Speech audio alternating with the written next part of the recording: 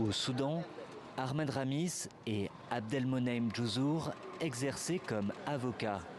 Depuis leur arrivée au Tchad, ils arpentent inlassablement les camps de réfugiés du Wadaï pour collecter preuves et récits de victimes de manière anonyme pour protéger la sécurité des témoins. Il y avait tellement de cadavres partout dans les rues. Alors je me suis porté volontaire auprès du Croissant Rouge pour les enterrer. On partait remplir les fosses communes quand il faisait sombre pour éviter les snipers. J'ai enterré jusqu'à 150 personnes en une seule nuit. L'ONU a déjà confirmé l'existence d'au moins 13 de ces fosses communes. Armé de simples calepins, il note chaque détail du récit de cet homme.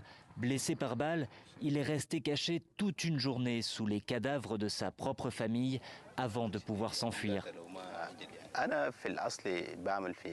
Dans le cabinet où je travaillais, nous étions 3. Mes 2 associés, Jamel Khamis et Amal Mohammad, ont été assassinés. Si je continue ce travail aujourd'hui, c'est aussi en leur mémoire, pour qu'ils ne soient pas morts en vain. De retour à l'abri de fortune, où se réunit le collectif des avocats du Darfour Ouest. Partis sans pouvoir emporter d'ordinateur, ils recopient les données à la main sur des centaines de feuilles en papier. Ici, c'est la liste des personnes tuées, blessées ou disparues dans le Darfour Ouest. Ils dénombrent 18 000 morts et 7 000 disparus, rien que dans la région. Il faut conserver ces données pour les mettre à la disposition de la justice internationale.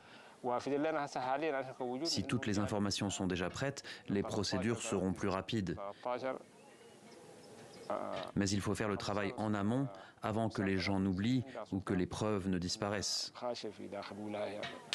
Cela fait près de 20 ans que la CPI a ouvert une enquête pour des allégations de génocide au Darfour, mais toujours pas de procès. Face à la lenteur des procédures, les avocats plaident pour la mise en place d'un tribunal spécial, comme au Rwanda.